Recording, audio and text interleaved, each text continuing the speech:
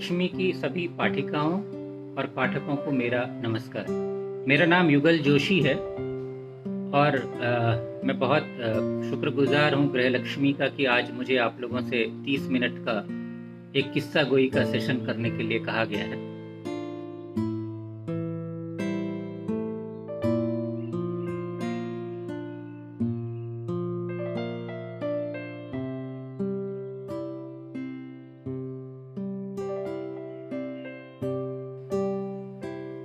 जैसा कि आप जानते हैं, किस्सा गोई दुनिया की सबसे पुरानी आर्ट है। लोग कहते हैं कि शायद आदम हव्वा ने जब एक दूसरे से बात करनी शुरू की होगी या अपने बच्चों से बात करनी शुरू की होगी तो कहानियों की शुरुआत हुई होगी।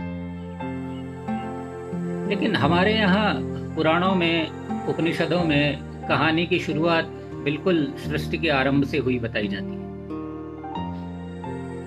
हमारे यहाँ जो सृष्टि का रचयिता है, पूरे ब्रह्मांड का जो रचयिता है, उसका कोई नाम नहीं है। हमारे यहाँ उसका एक पद है।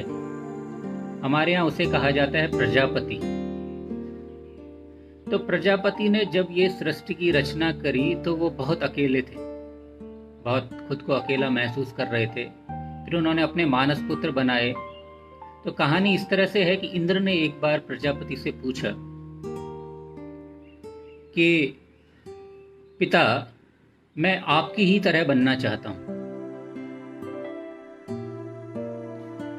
तो प्रजापति ने कहा कि लेकिन मैं हूं कौन? हु एम आई? संस्कृत में इसे कहेंगे कि कौन को का कहेंगे। तो उन्होंने पूछा कि मैं का हूं, कौन हूं? तब से उपनिषद बताते हैं कि प्रजापति का एक नाम का भी पड़ गया।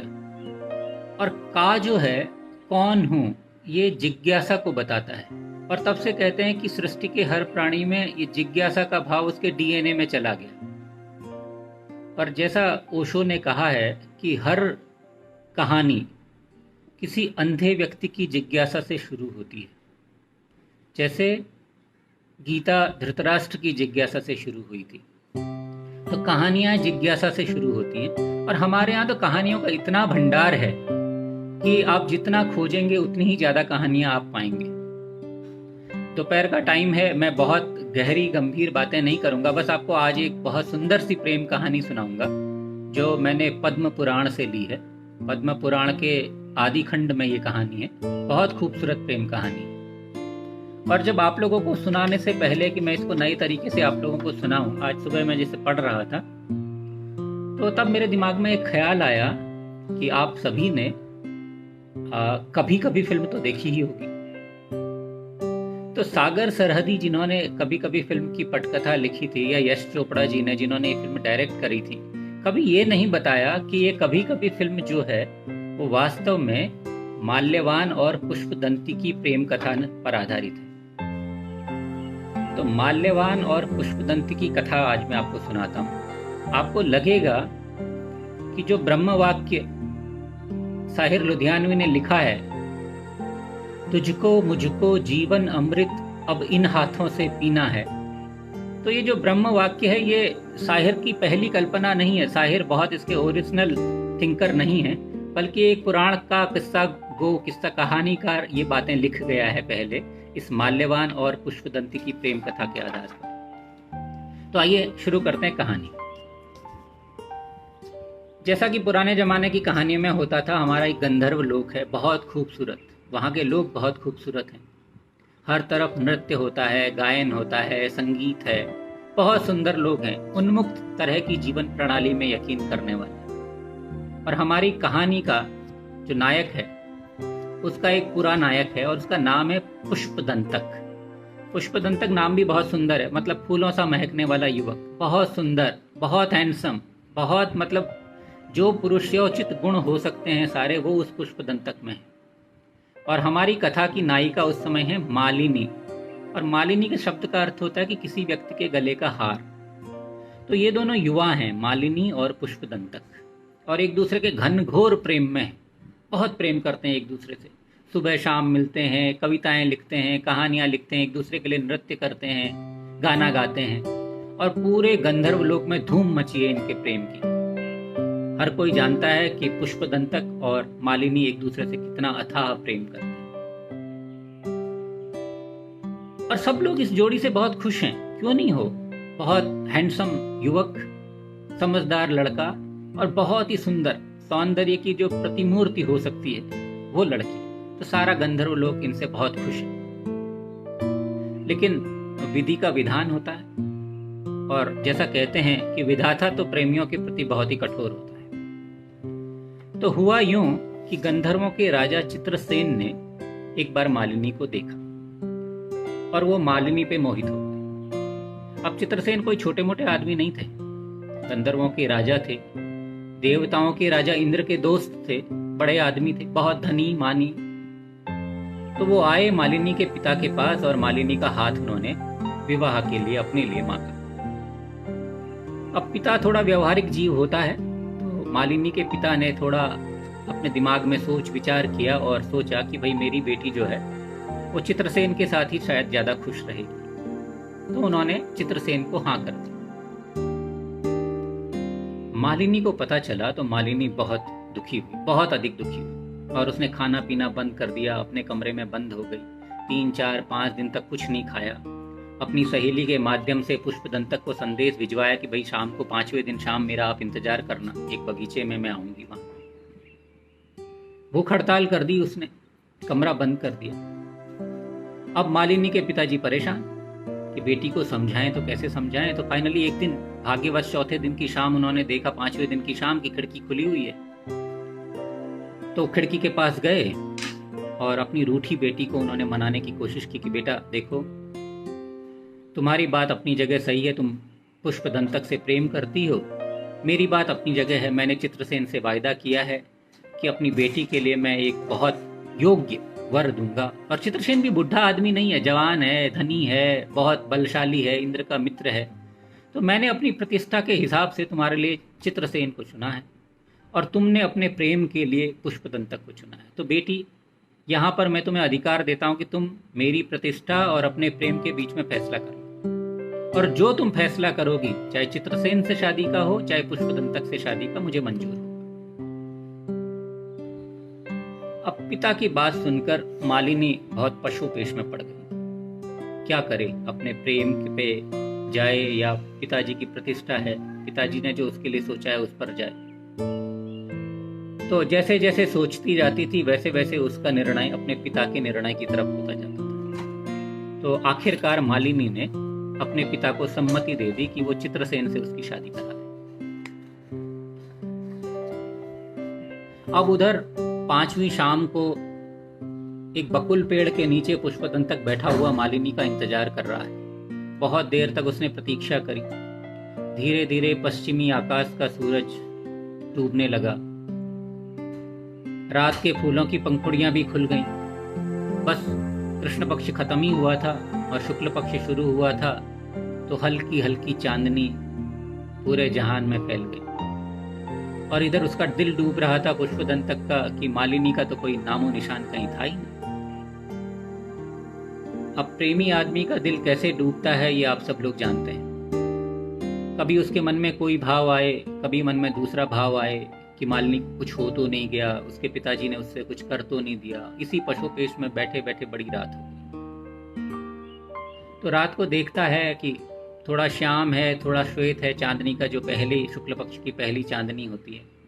तो उसे देखा कि एक बड़ी सी प्रतिमा उसके सामने आके खड़ी हुई। ध्यान से देखा तो मालिनी के पिताजी थे। तो मालिनी के पिताजी ने उससे कहा कि बेटा देखो, मेरी गलती है, मैंने अपनी बेटी के लिए जो ठीक समझा वो किया, और मालिनी को मैंने समझाया है और वो चित्रसेन से शादी को राजी हो गई। तो अब तुम्हारे लिए, तुम मेरे बेटे की तरह हो, तो तुम्हारे लिए मेरा ये पैगाम है, ये संदेश है कि भाई अब अपनी खुशी ढूंढो, अपना घर परिवार बसाओ और खुश रहने की कोशिश करो। अब प्रेमी का आहत मन तो ठगा सा रह गया। पुष्पदंतक बिखर गया। वो ऐसा प्रेमी नहीं था कि उसके मन में बदले की भावना आए या कुछ अहित करने की सोचे अपनी प्रियतमा का, उसके घर का, लेकिन वो अंदर से पूरी तरह टूट गया और चुपचाप वहां से चला गया। मालिनी और चित्रसेन की शादी हो गई। मालिनी ने एक बहुत मर्यादित और कर्तव्यनिष्ठ लड़की के पूरे फर्ज निभाए। शादी होके जब वो चित्रसेन के घर पहुंची तो उसने एक बहू के, एक पत्नी के सारे कर्तव्यों का पूरी निष्ठा से पालन करना शुरू किया और अपनी भावनाओं की बलि चढ़ा दी उसने उस शादी। चित्रसेन भी उससे प्रेम करते थे, बहुत प्रेम करते थे, पर चित्रसेन कभी समझ नहीं पाए कि क्यों अक्सर उसकी पत्नी उनके पास रहकर भी बहुत दूर सी लगती है, तन्हा लगती है और ऐसा लगता है कि वो एक अकेलेपन में जी रही है। दोनों मियां बीवी एक छत के नीचे रहते थे पर अजनबी से रहते। समय गुजरा, चित्रसेन धीरे धीरे सुराह में डूबने लगे, मदिरा पान करने लगे। इसी बीच उनकी एक बेटी भी हो गई, मालिनी की, और बेटी का नाम मालिनी ने बड़े प्यार से रखा, पुष्पदंत। और उधर जो हमारी कहानी का नायक था पुष्पदंतक, उसने भी शादी कर ली और शादी करी उसने एक शोभना नाम की युवती से, असीम सौंदर्य की प्रतिमूर्ति नारी, बहुत समझदार। और शोभना और उनकी पुष्पदंतक की जोड़ी भी अच्छी थी और शोभना ने अपने पति को समझने की भी कोशिश करी कि उसके पति का यह हाल क्यों है। लेकिन होता है जैसे आप प्रेम को नहीं भुला पाते, तो पुष्पदंतक मालिनी को कभी नहीं भुला पाए। किसी तरह गृहस्थी की गाड़ी चलती रही। थोड़े दिनों बाद उनके भी एक पुत्र हो गया। अब पुष्पदंतक ने अपने बेटे का नाम रखा माल्यवान। शोभना देखती थी कि पति उससे उतना प्रेम नहीं करता है। पुत्र जब बड़ा होने लगा, युवक होने लगा कि पुत्र के भी अपने अलग शौक हो गए, पिता के अधिक समीप रहने लगा, तो शोभना जो थी वो उदासीन रहने लगी, क्षुब्ध हो गई, कुंठित हो गई। तो जैसे गंधर्वों में बहुत आम था सुरा और नृत्य गान का, लेकिन शोभना ने उसकी भी हदें पार कर दी और अत्यधिक मदिरा सेवन और उसमें वो डूब गई। समय गुजरा। अब दोनों हमारे जो बच्चे हैं माल्यवान और पुष्पदंती, ये युवा हो जाते हैं। 22 वर्ष बीत गए। दोनों पुष्पदंती और माल्यवान दोनों अब 22-22 साल के। तो हुआ ये कि जैसे आजकल होता है, वार्षिक उत्सव होते हैं, ओलंपिक होते हैं, तो इंद्र ने भी उन दिनों नंदन कानन में एक बहुत भव्य सांस्कृतिक समारोह का आयोजन किया था। सारे लोग आए, देवता आए, गंधर्व आए, किन्नर आए, यक्ष आए, राक्षस आए, सब आए। तो 22 साल बाद उस समारोह में इत्तफाकन मालिनी भी गई और पुष्पदंतक भी गई। तो एक संध्या को दोनों लोग, पुराने प्रेमी, कल्पतरु के नीचे बैठे। तो जैसा पुराने प्रेमियों में बहुत हिचक होती है, 20-22 साल बाद अगर वो मिले तो क्या बात करेंगे, कहाँ से शुरू करेंगे, तो मौसम से ही शुरू कर लेते हैं कि भाई अमरावती का मौसम बहुत अच्छा है, स्वर्गलोक के लोग तो बहुत ही खुश रहते हैं। तो ऐसी बातें जब वो लोग कर रहे थे, आइस ब्रेकिंग जिसे आजकल कहने लगे हैं, तो उन्होंने देखा कि अचानक से एक तरुण युगल बाहों में बाहें डाले बड़ा गुनगुनाता सा पास से गुजरा। पुष्पदंतक की नजर गई तो उसने पहचान लिया कि युवक तो मेरा ही बेटा है, माल्यवान है। युवती को वो नहीं जानता था। उसने मालिनी से पूछा, देखो कितना प्रसन्न यह तरुण युगल है। हाँ, और ये तो मेरा ही बेटा है माल्यवान, मैं नहीं जानता। मालिनी ने ध्यान से देखा तो ये तो पुष्पदंती थी, उसकी अपनी बेटी। वो भी चौंक गई। तो उसने पुष्पदंतक को बता दिया कि भाई ये तो मेरी बेटी है और पुष्पदंती है। अब चौंकने की बारी पुष्पदंतक की थी। उसने बोला, ये तुमने क्या नाम रख दिया इसका, पुष्पदंती? तो मालिनी ने कहा कि देखो, शादी हमारी हो गई, लेकिन मैं तुम्हारे प्रेम को कभी भुला नहीं पाई और मुझे पुष्पदंती में तुम्हारी छवि दिखती है। मैंने सोचा कि मैं इसे कभी ना भुलाऊं, कभी मेरे दिल से तुम जुदा ना हो सको, तो मैंने बेटी का नाम पुष्पदंती रख दिया। तो पुष्पदंतक हंसा। अब प्रेम है, प्रेमी के साथ कब आप हंसते हैं कब रोते हैं इसका आपको भी नहीं पता चलता। तो मालिनी ने उसको बोला, तुमने भी तो अपने बेटे का नाम माल्यवान रख दिया। अब दोनों में आइस ब्रेकिंग हुई। अब उधर देख रहे हैं वो लोग, तरुण युगल जो था उनकी उपस्थिति से अनजान बगल में एक बहुत अच्छे कुंज के नीचे अटखेलियां कर रहा है। मंदार के फूलों से पुष्पदंती का श्रृंगार कर रहा था माल्यवान। और पुष्पदंती ने संतानक के फूलों की वर्षा करनी से होता है आलिंगन, चुंबन, प्रेम होने लगा। अब मालिनी और पुष्पदंतक की करीब करीब वही हालत थी जो अमिताभ बच्चन और राखी की कभी कभी में थी।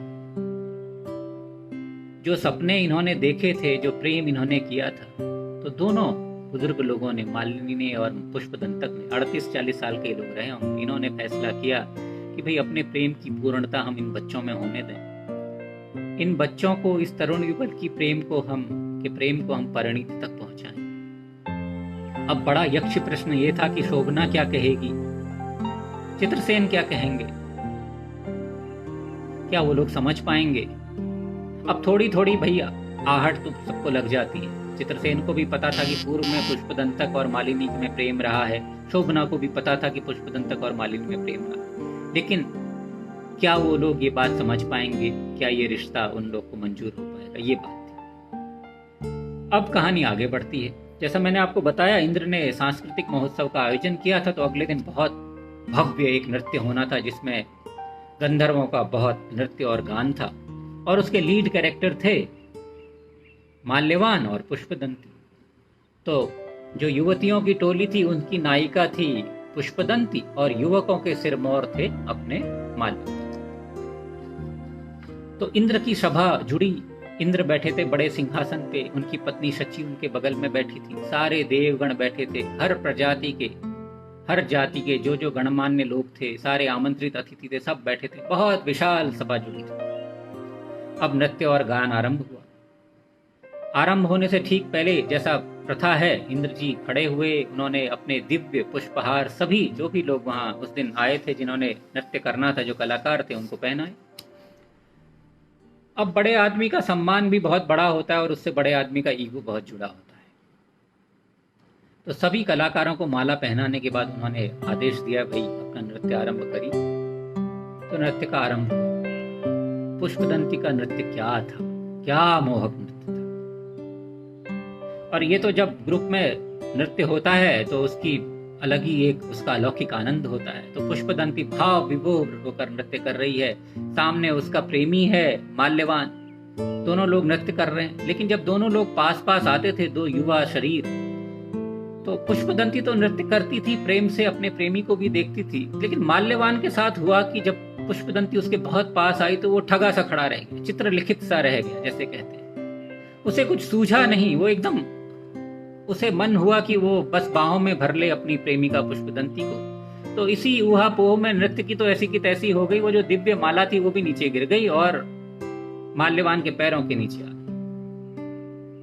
नृत्य की सारी रिदम ही टूट गई। इंद्र को बहुत क्रोध आ गया। इंद्र क्रोध से बहुत तमतमाए खड़े हुए और उन्होंने पूछा कि ये धृष्ट युवक कौन है जिसने पूरे नृत्य की ऐसी की तैसी कर दी। इस नृत्य कला का अपमान जिसने किया, मेरी सभा का जिसने अपमान किया, वो बहुत बड़ा घनघोर अपराधी है और इसे दंड मिलना चाहिए। इंद्र जब ऐसा बोले तो सभा ने उनकी हाँ में हाँ मिलाई। उधर शोभना को भी पसंद नहीं आया था कि पुष्पदंती ने जो प्रेम प्रदर्शन कर रही थी माल्यवान के लिए, और माल्यवान का जो हाल हो रहा था पुष्पदंती को देखकर, वो शोभना को भी नहीं पसंद। लेकिन इंद्र का क्रोध देखकर मालिनी, पुष्पदंतक और चित्रसेन का तो बुरा हाल हो गया। सभा में कोई सपोर्ट कैसे करे। तो घबराए हुए से पुष्पदंतक ने शोभना को बोला, भाई तुम ही कुछ बोलो, लेकिन शोभना तो चिड़ी बैठी थी, शोभना कुछ कैसे बोलती। और उधर इंद्र ने फरमान जारी कर दिया कि आज से जब तक तुम जीवित हो तब तक हे माल्यवान, तुम मृत्युलोक में जाओगे और भूत बनकर रहोगे। तब तुम्हें एहसास होगा कि तुमने कितना अक्षम्य पाप आज मेरी सभा में किया। इतना बड़ा शाप, यह सुनकर पूरी सभा ठगी की ठगी रह गई। लेकिन भाई देवराज इंद्र से कौन बोले, कौन विरोध करे। तभी अचानक लोगों ने देखा कि पुष्पदंती बहुत सधे हुए कदमों से लज्जित माल्यवान के बाईं तरफ आकर खड़ी और उसने बहुत आदर से हाथ जोड़कर, सिर झुकाकर इंद्र से प्रार्थना करनी शुरू। क्या गरिमा थी उस सौंदर्य की मूर्ति में, क्या तेज, क्या मर्यादा, क्या संस्कार, क्या विनम्रता, क्या सम्मान। ये सारे जैसे प्रतिमान हो गए थे उसके, पुष्पदंती के। इंद्र भी चकित रह गया कि इतनी सुंदर नारी क्यों कर आकर इस अपराधी के बगल में खड़ी हो गई है। तो पुष्पदंती ने अपना परिचय दिया कि प्रभु, मैं पुष्पदंती हूँ, मैं भार्या हूँ इस माल्यवान की, जिसे आपने अपराधी ठहराकर इतना बड़ा दंड दे दिया। बस अब आप मुझे इतनी अनुमति दे दें कि मैं इसके साथ मैं भी मृत्युलोक को चली जाऊं। ऐसी सुलज्जता की प्रतिमूर्ति देखकर, सुंदरता देखकर इंद्र की भी आंखें नीची हो गई। कौन हो तुम? इंद्र ने पूछा। और कैसी ब्याहता? तुम में तो कोई विवाह के लक्षण दिख नहीं रहे, तुम कैसे कह रही हो कि तुम इसकी ब्याहता हो? पुष्पदंती ने साहस और स्वतंत्र वाणी में बहुत ही मर्यादित भाषा में कहा कि हे देवादिदेव, मैंने अपने हृदय की गहराई से इसे चाहा है। मुझे इस आदमी के अलावा और कुछ नहीं चाहिए। मैंने अपना सर्वस्व इसे समर्पण कर दिया है। इसके अलावा तीनों लोकों में मुझे और कुछ नहीं चाहिए। बस आप इतना मेरे ऊपर दया कर दें कि इसे मेरे साथ, इसके साथ साथ मुझे भी मृत्युलोक में जाने की आज्ञा दे दें। मैं एक श्रद्धावान वफादार प्रियतमा की तरह इनका अनुसरण करूंगी, अपने प्रियतम का अनुसरण करूंगी। मुझे स्वर्ग की कामना नहीं है। मुझे इस आदमी के लिए प्रेतनी होना भी मंजूर है। अगर ये प्रेत बनता है, मेरा प्रियतम प्रेत बनता है, तो मुझे प्रेतनी होने में कोई दुख नहीं है। बस आप मुझे इसके साथ जाने की आज्ञा दें। इंद्र ने कहा, बालिके, तुम नादान हो, तुम्हें समझ नहीं आता कि मृत्युलोक जाकर प्रेत होना कितना बड़ा कष्टकारी है। तुम्हारी उम्र क्या है और तुम अपने आप को जानबूझकर इतना दंड क्यों दे रही हो? कम वय की हो, तुम्हारे सामने पूरी जिंदगी पड़ी है। पुष्पदंती ने कहा कि देवादिदेव, इस आदमी के लिए मैं मृत्यु का आलिंगन करने को भी प्रस्तुत हूं। आप बस मुझे जाने की आज्ञा दीजिए। अब इंद्र ने भी भाई अपनी न्याय दंड की तुला पे तौला। किसी एक निरपराध को कैसे दंड दे दे, कैसे जाने की आज्ञा दे दे। तो इंद्र ने भी उससे बहुत विनम्रता से कहा कि बालिके, मैं तुम्हें ऐसा दंड नहीं दे सकता, तुम कुछ और मांग लो। पुष्पदंती ने कहा कि हे प्रभु, अब तो मेरे हाथ की जितनी रेखाएं हैं सब इस माल्यवान के हाथ की रेखाओं से जुड़ चुकी हैं। अब अलग होना मुझे मंजूर नहीं। इंद्र बहुत पशुपेश में था। एक निरपराधी को कैसे दंड दे दे। बहुत सोच विचार इंद्र ने किया और फिर जैसा होता है, प्रेम और सच्चे प्रेम, एक निष्पाप निष्कलिश प्रेम के आगे इंद्र भी हार गया। और इंद्र ने पुष्पदंती के साथ साथ माल्यवान को भी माफ कर दिया और उन्हें अमरावती में ही रहने की आज्ञा दे दी और शादी करने की। अब उधर शोभना, जो कि इतनी मदिरा में डूब चुकी थी, उसकी भी आंखें खुली। तो सबसे जो इस कहानी का सबसे अंतिम प्रसंग है वो यही है कि शोभना अपनी होने वाली बहू के पास आती है और उससे कहती है कि बेटी, मेरे जैसे एक बहुत कमजोर सास की एक बहुत शक्तिशाली साहसी बहू तुम। मेरे बेटे को जो ये विष मिला था, अपने प्रेम से तुमने उस विष को अमृत में बदल दिया है। मेरा तुम्हें आशीर्वाद है कि तुम्हारा जो ये प्रेम है तुम्हें अनंत खुशियां दे इस संसार की। जाओ और तुम लोग गृहस्थ जीवन के, वैवाहिक जीवन के प्रेम भरे पलों का आनंद लो और जीवन को खुशियों से जियो। तो इस तरह मालिनी और पुष्पदंतक की कथा, जो वो लोग अपनी सामाजिक जिम्मेदारियों को सोचकर निर्वहन करते हुए नहीं अपने प्रेम की परिपूर्णता तक ला पाए थे, उनकी पुत्री और पुत्र ने ये प्रेम कहानी पूरी करी। अब जब इस कहानी को मैंने पढ़ा और मैंने सोचा कि मैं आप लोगों के साथ साझा करूं, तो मुझे फिर से कभी कभी की याद आई। और जैसा बहुत खूबसूरती से साहिर लुधियानवी उसमें लिखते हैं, जो उस फिल्म का आखिरी सीन है जिसमें ऋषि कपूर और नीतू की शादी हो रही होती है, उसमें साहिर की बहुत सुंदर पंक्तियां मुकेश की गाई हुई हैं। तू अपनी अदाएं बख्श इन्हें, मैं अपनी वफाएं देता हूँ, सोची थी कभी जो अपने लिए, वो सारी दुआएं देता हूँ। मेरी कामना है कि जैसे इनकी ज़िंदगी में रस आया, जैसे पुष्पदंती और माल्यवान की ज़िंदगी में रस आया, वैसे ही आप लोगों की ज़िंदगी भी सदा रसों से सराबोर रहे। समय मिला, अवसर मिला तो फिर दूसरी कहानी के साथ आप लोगों के सामने हाजिर होऊंगा। आपने इतने मनोयोग से सुना, उसके लिए आप सबका बहुत बहुत आभार। घर में रहिए, स्वस्थ रहिए, सुरक्षित रहिए। ये बुरे दिन, ये कठिन दिन भी गुजर जाएंगे, ऐसी शुभकामनाओं के साथ।